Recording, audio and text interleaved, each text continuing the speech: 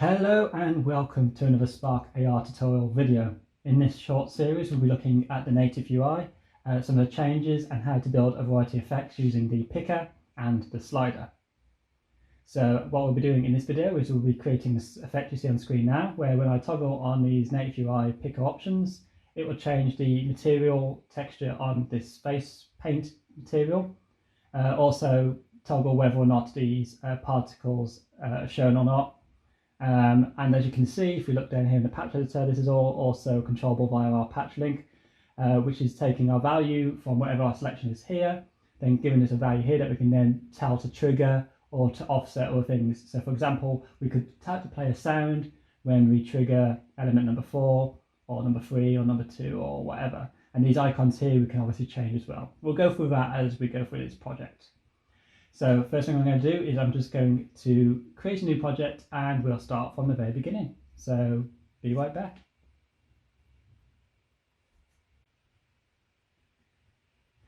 Okay, so we've now opened up a new clean project, and the first thing we're going to do is to import and generate our assets for our project. So we're going to want to create some little icons that will be the representative of what will be the buttons in our NativeUI element, and also some textures or animated sequences as you see fit. There will be some available down in the description down below with this video if you feel like you just want to use what is already created within this tutorial.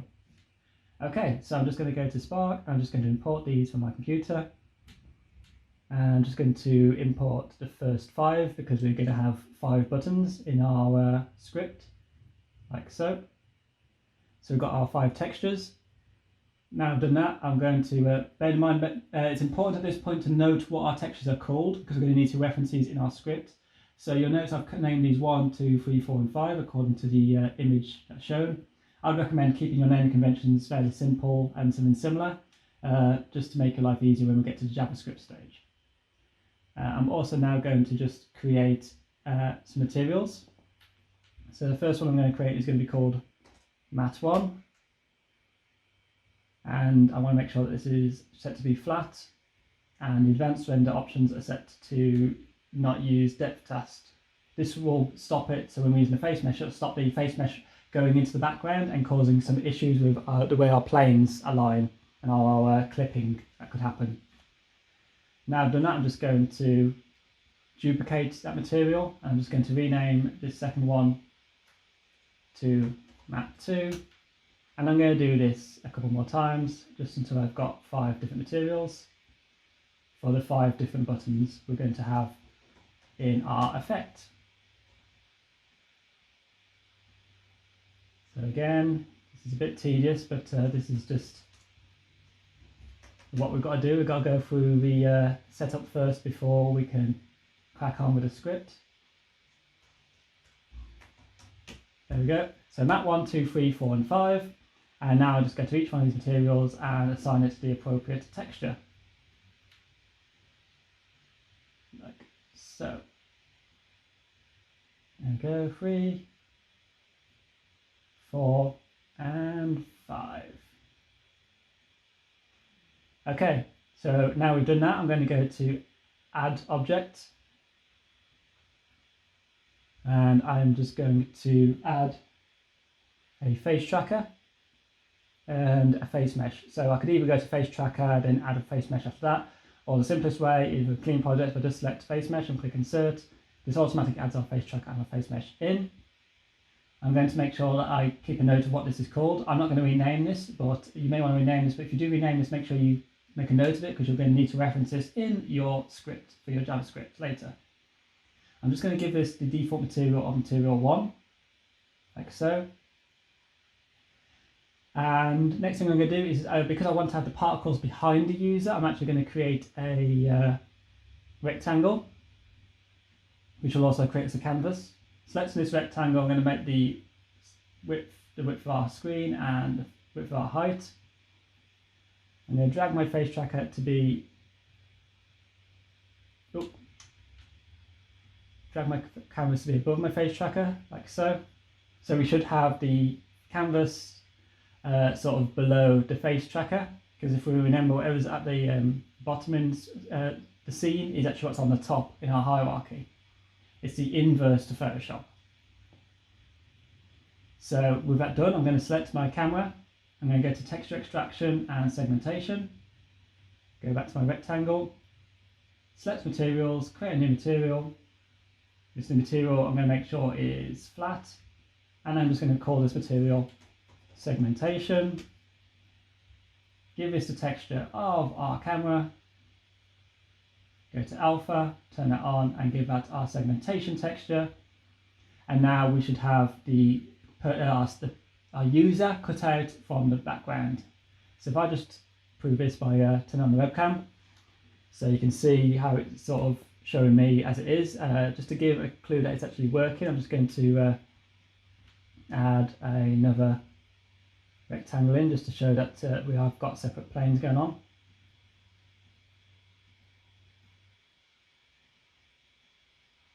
And make sure this is behind our rectangle.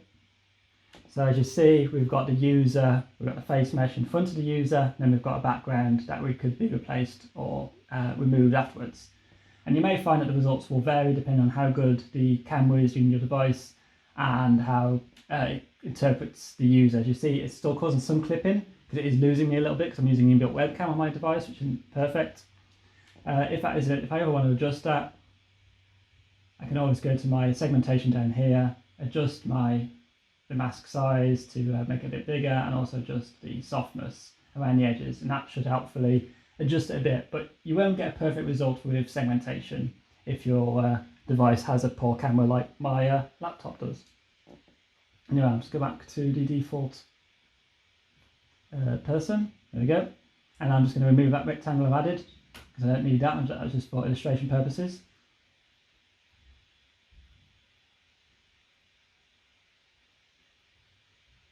There we go. Next thing I'm going to do is I'm going to add a emitter. So this is our particle system. I'm going to make sure this emitter is above my canvas. So it's behind our user. I'm going to drag this to the bottom of our scene. I'm going to change its type to be a line. And I'm going to go to particle, lifespan, and just increase this to about 1 second. And increase its length to around 10. Might increase its lifespan a bit longer just so we can keep on seeing a bit longer. And as you see now, we should have some particles starting to show behind the user. I think my width there is maybe a bit too high. Let's just pull that down a bit.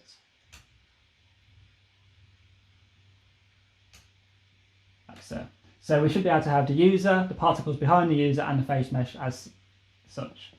Okay, so now we've got our scene set up, we've got all of our elements in there, we've got all our textures, materials. I'm just going to go to add asset and add our script. And this will create a script.js. We could rename this. I'm just going to keep this as a script for the purposes of this tutorial. And we're going to need to edit this in our text editing program of choice. I'll be using Dreamweaver because I've got that installed on my machine, but you could also use TextEdit, Notepad, any program really that will allow you to keep the saving as a .js format at the end. So I'm just going to go to Edit, and this will create our default script. So this is the initial script that's provided to us by Facebook. We don't really require any of this.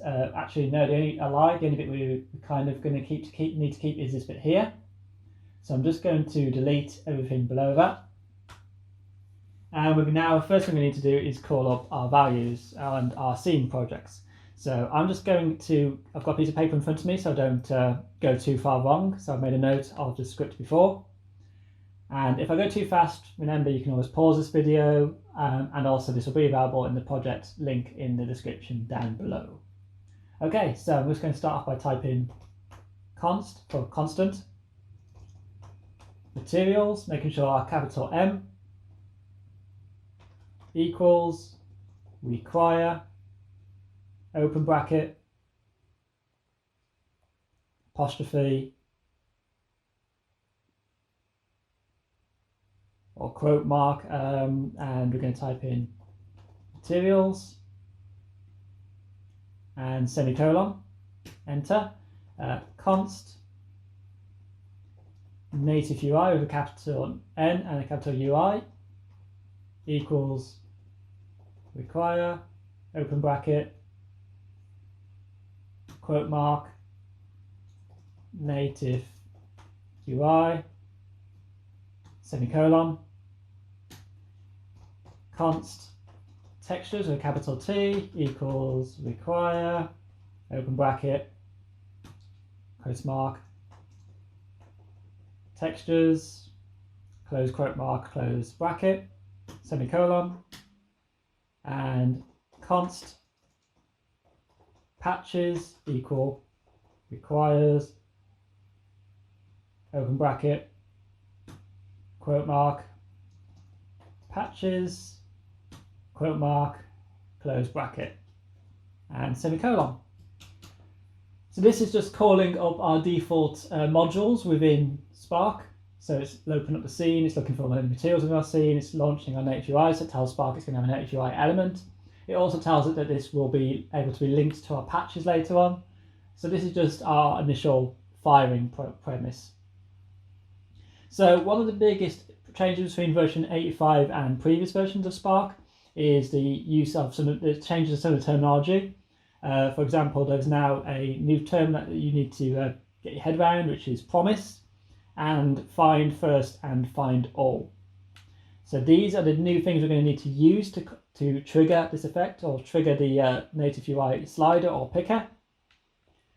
And I'm not going to go into too much detail about why this change has happened, but just bear in mind that you might have to update your older versions of your older projects if you're using an older version of NativeUI script in the future, because this will be the new format and those will become obsolete.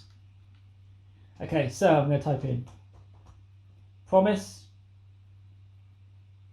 dot all, open bracket, open square bracket,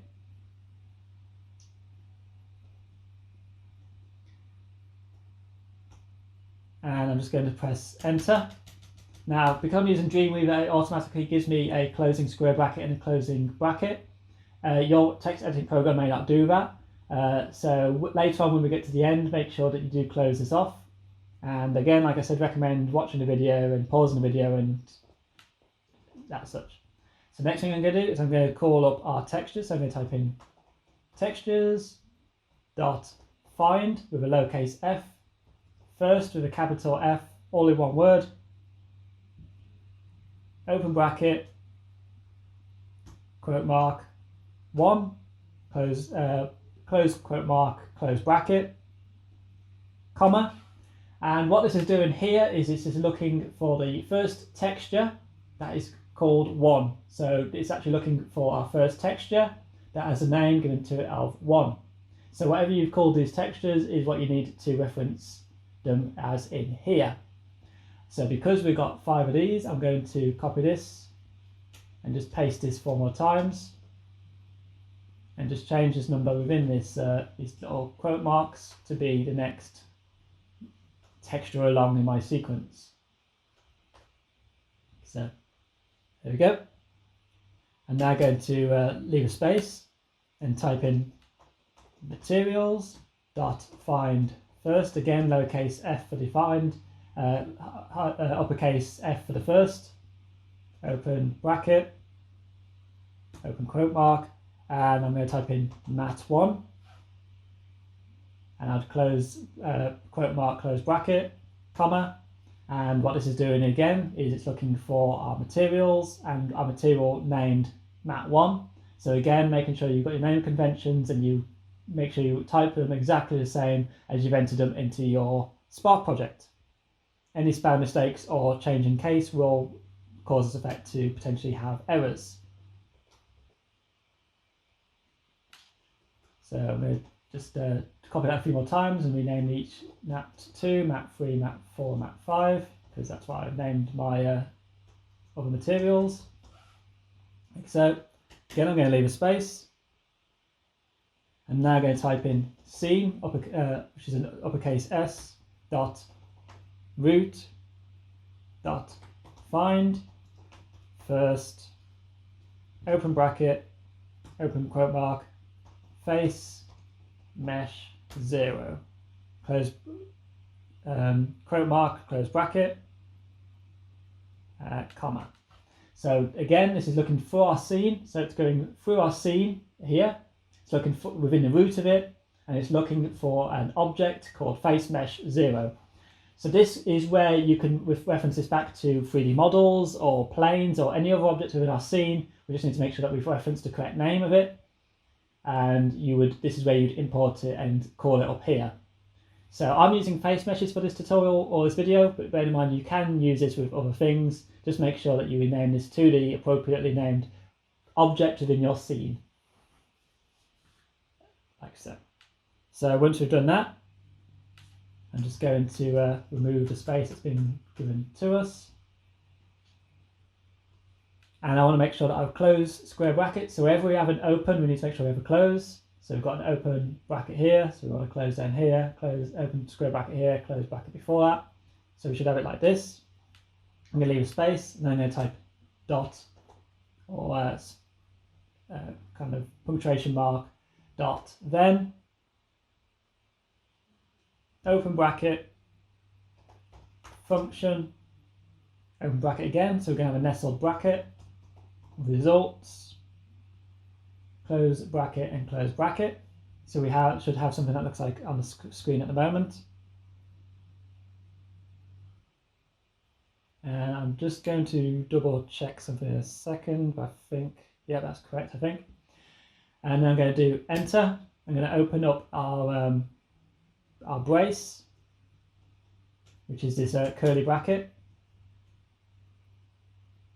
I'm going to type in const for constant, button 1 equals results square bracket 0 close square bracket semicolon. So what this is doing here is this is basically now calling up our NativeUI buttons. So by default, our NativeUI, well, whenever we start a Spark project, the default value is always 0. So I want my first button to trigger value 0 or be triggered by value 0. So whenever I press button 1, it'll re-trigger it back as if it was relaunched. It's just again good practice to do this, because that way you kind of have an element that you can always reset to. If you didn't want this, you could try doing results 1 and then having something that appears on the screen when you launch it, but then as soon as you press the first button, it disappears. However, you would not be able to re-trigger that until you next launch the effect from the beginning, so just bear that in mind. And I'm just going to do this, so I've got 5 of them, so I'm just going to copy this. I'm going to go into a new line and press paste and just paste that 4 more times. And I'm just going to change the name of the button to be button 2, button 3, button 4, and button 5, and I'm going to change the results to be 1 up from the previous one, so 0, 1, 2, 3, 4. There we go. So make sure you've got semicolons at the end, otherwise you could have errors later on. Next I'm going to type in const mat1, so this is our material up here, equals results square bracket 5 close square bracket semicolon. So this here is now going to carry on sequentially from these values here. So this is where we need to kind of always make sure that we know beforehand how many buttons we want in our scene. So I'm working with 5. So my first material would be the value after my 5th button, which in this case would be 4. So my material would be 5. If you're having 3 buttons, this would be 3. If you're having 2 buttons, this would be 2, etc, etc. So depending on how many buttons you have, make sure you increase your materials to be, again, 1 number higher than what your last button value is, and then everything below that, again, increase by 1, if that makes sense. So I'm going to copy this, and so I've got all 5 materials, and again I'm just going to change the name of the material to be the material next in line, so map 2, map 3, map 4 or map 5, and again this is depending on what you name your materials. And again, just increase our values for results sequentially by 1 each time.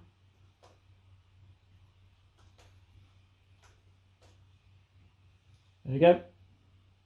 And lastly, we need to call up our object. So in this case, it's our face mesh. So const face mesh 0. And again, this would be whatever you call or reference as your object in your scene, equals results, square bracket, 10, close square bracket, semicolon. Then I'm going to go type in enter.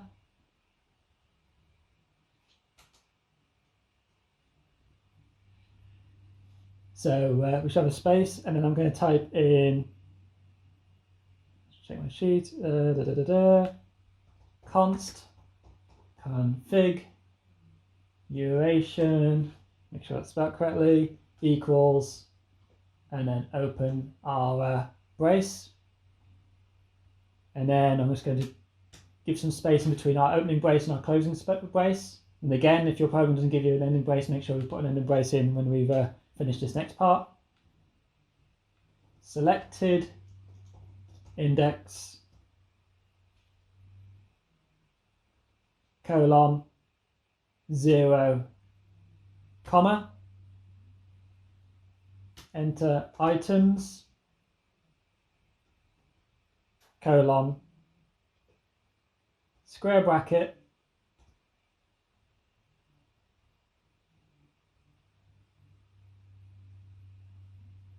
brace, actually no, hang on, so items colon square bracket, give some space. So again, this might look a bit weird at the moment, but it'll make sense in a second. I'm going to open up create a new brace, and within this brace I'm going to type image underscore texture colon button 1 and comma. So I'm going to copy this,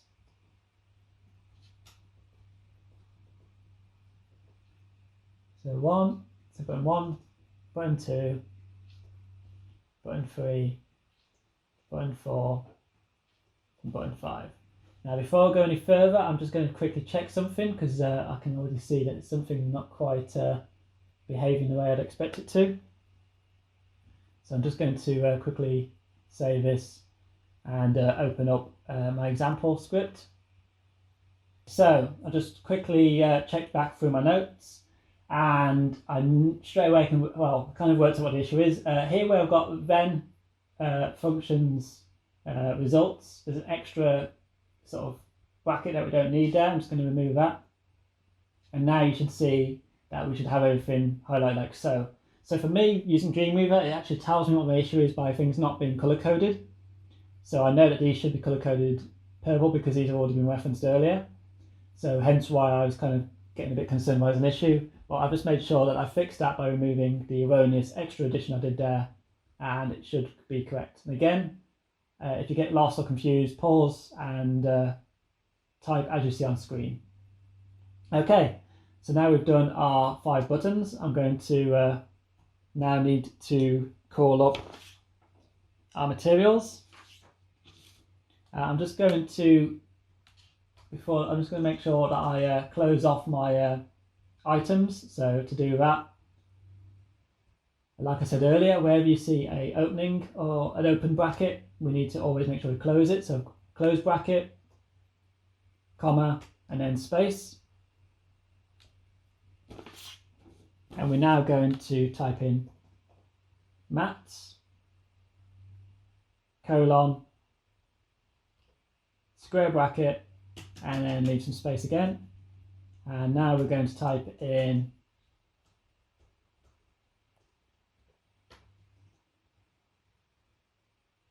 material colon mat1 close brace comma, and I'm going to do this for each of my 5 materials. So I'm just going to select that, paste that 4 more times. I'm just trying to tidy up my script a little bit so it looks a bit neater. And again, don't worry about how much it's indented on yours. It doesn't matter as long as you've got the punctuation marks in the white spots and the sort of capitalization correct. It should be fine. So map 1, map 2, map 3, map 4, map 5. Close the square bracket. Oh.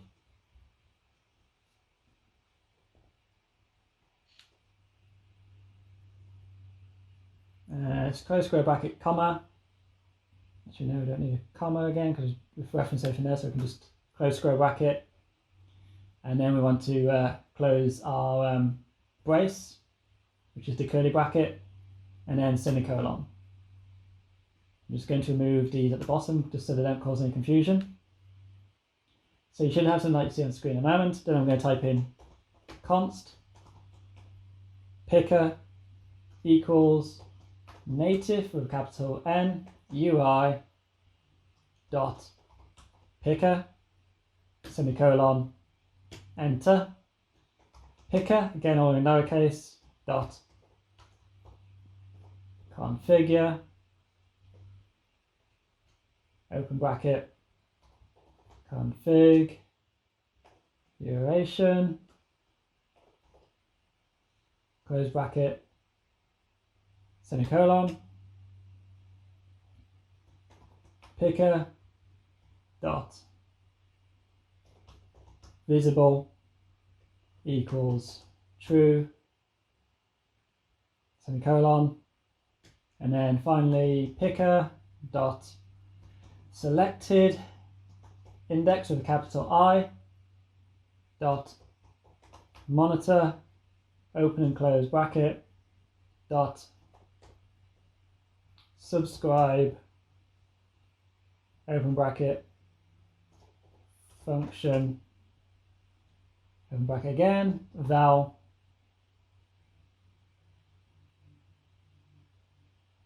and we don't need this extra bracket here, so I'm just going to get rid of that one. Open brace face mesh 0 dot material equals configuration dot mats square bracket val dot new value with a capital V all in one word, close square bracket dot material space, so enter, patches dot inputs dot set scalia capital S for the scalia, open bracket, quote, selected index again with capital I, close quote, comma, val dot new value with a capital V, close bracket, semicolon, close brace, close bracket, semicolon.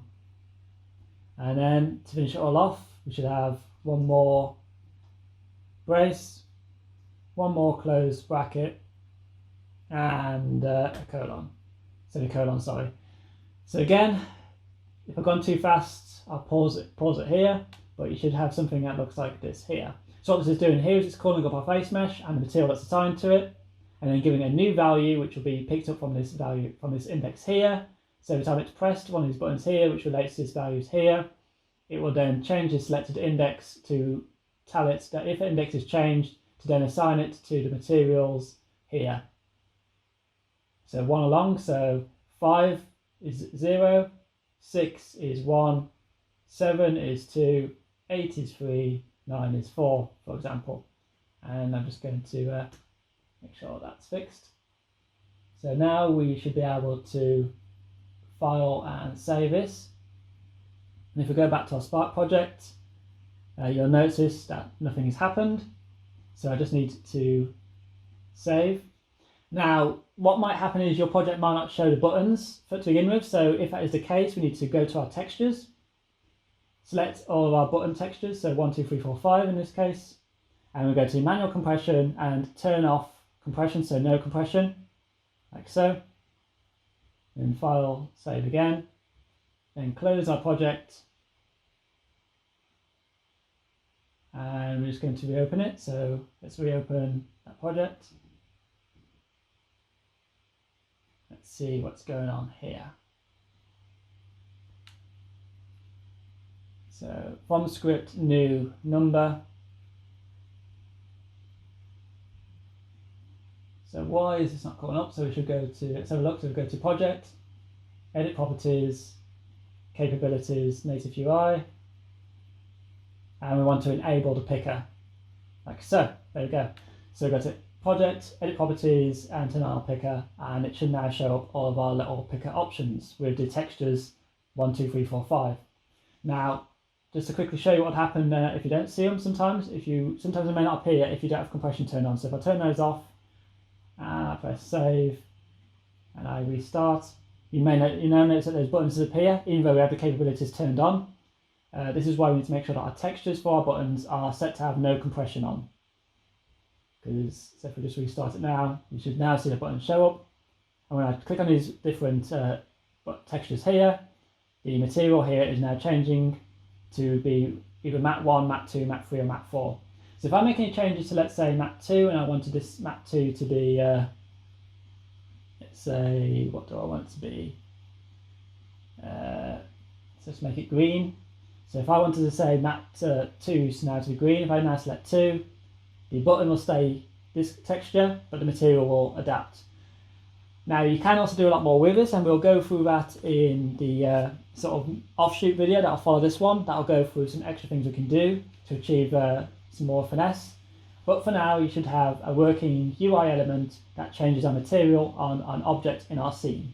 And we'll look at how we can have that linked to our patch editor, which we've already got the kind of fundamentals built in there, and how we can start to have trigger things like animations or particle effects or sounds in the sort of next little part, just because this video is kind of going on long enough.